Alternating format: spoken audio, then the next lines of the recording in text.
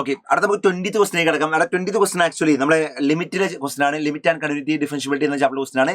ഇവിടെ അഗൈൻ വളരെ ഈസിയുള്ള ക്വസ്റ്റൻ ആണ്. ഇത് വളരെ ഈസിയുള്ള ക്വസ്റ്റൻ ആണ്. ഇവിടെ എന്താ, let box T denotes the greatest integer less than or equal to t be a function if the function b square ഈ ഫംഗ്ഷൻ x less than 0 അല്ലെ, then this if x greater than 0 അല്ലെ, പിന്നെ a if x equals 0 is continuous at a equals 0. a equals 0 എന്താണ്, continuous ആണ് അല്ലെ. then we have to find the value of a square plus b square.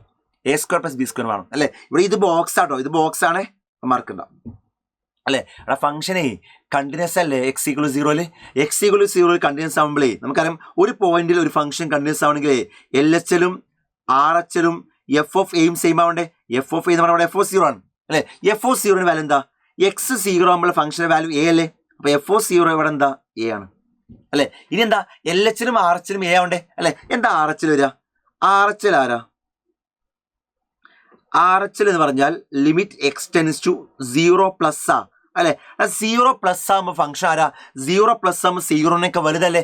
0-നേക്കാൾ വലുതാകുമ്പോഴേ x greater than 0 അല്ലേ. അപ്പൊ function ഇതല്ലേ വരിക, function ആരാ, sin x minus 1/2 sin 2x by x cube ആവില്ലേ അല്ലെ. ഈ ലിമിറ്റ് അപ്ലൈ ചെയ്യാം. ഈ ലിമിറ്റ് അപ്ലൈ ചെയ്യുമ്പോഴേ ഡയറക്റ്റ് ലിമിറ്റ് അപ്ലൈ ചെയ്യുമ്പോൾ താഴെ 0 ആണ്, മുകളിലും 0 അല്ലേ. അപ്പൊ 0/0 അല്ലേ.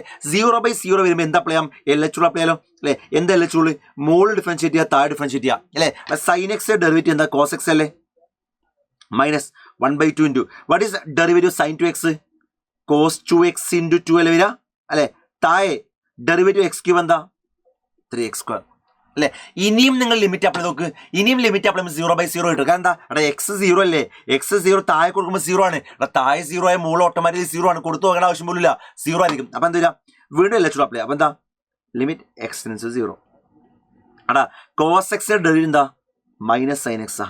Minus of what is derivative cos 2x, minus sin 2x into 2 അല്ലേ, minus sin 2x into 2 divide by താഴെ 3x² അല്ലേ.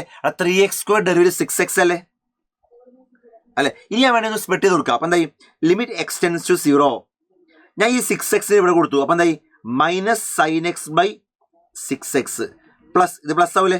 ഇവിടെ കൊടുത്തത് 2 sin 2x ബൈ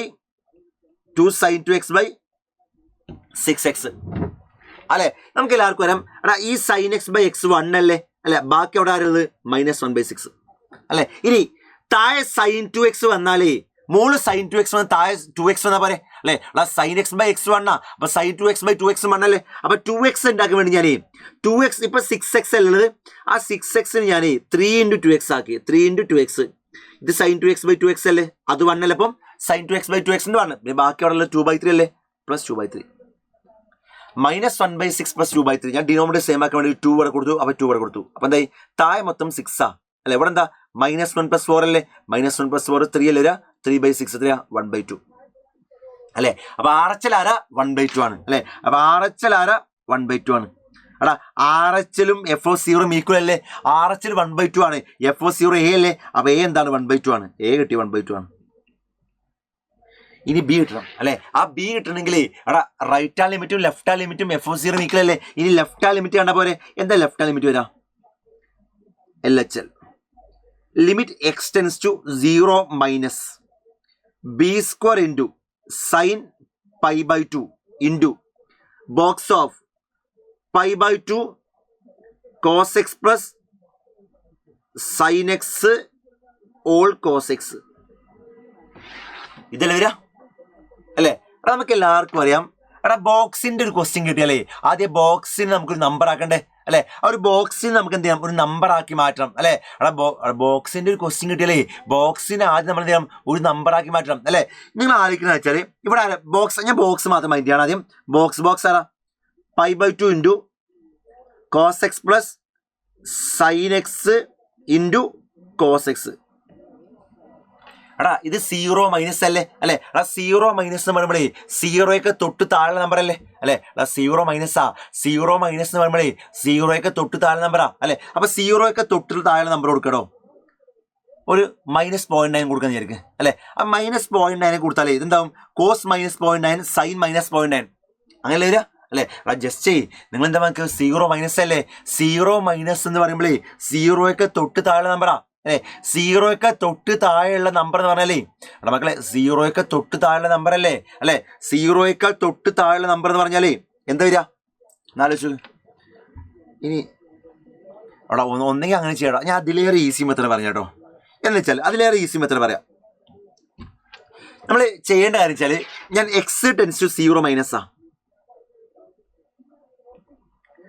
0 മൈനസ് നമ്മൾ 0 തൊട്ട് താഴെ അല്ലെ 0 തൊട്ട് താഴെ എന്ന് പറഞ്ഞാൽ അത് ഫോർത്ത് ക്വാഡ്രന്റിൽ വരിക അല്ലെ. കാരണം എന്താ ASTC ഇതാണ് 0 താഴെ തൊട്ട് താഴെ ഫോർത്ത് ക്വാഡ്രന്റ് അല്ലെ. ഫോർത്ത് ക്വാഡ്രന്റിൽ കോസിന്റെ വാല്യൂ പോസിറ്റീവ് അല്ലേ അല്ലെ കോസിന്റെ വാല്യൂ പോസിറ്റീവും സൈനിന്റെ വാല്യൂ നെഗറ്റീവ് ആവില്ലേ അല്ലെ. അപ്പൊ ഏകദേശം വാല്യൂ എന്ത് വരിക ഞാൻ വെറുതെ കോസ് ഓഫ് ഒരു എങ്ങനെ 0 തൊട്ട് താഴെ ഇവിടെ വരിക അല്ലെ. അപ്പൊ ഇവിടെ കോസ് എന്തായിരിക്കും പോസിറ്റീവ് ആയിരിക്കും സൈൻ എന്തായിരിക്കും നെഗറ്റീവ് ആയിരിക്കും അല്ലെ. എഗെയിൻ കോസ് എന്തായിരിക്കും പോസിറ്റീവ് ആയിരിക്കും അല്ലെ. 0 തൊട്ട് താഴെ എന്ന് പറയുമ്പോഴേ അത് ഫോർത്ത് ക്വാഡ്രന്റിൽ കോസ് പോസിറ്റീവ് ആയിരിക്കും സൈൻ എന്തായിരിക്കും നെഗറ്റീവ് ആയിരിക്കും. അപ്പൊ ഈ കോസ് പോസിറ്റീവ് ആയിരിക്കും സൈൻ എന്തായിരിക്കും നെഗറ്റീവ് ആയിരിക്കും അല്ലെ.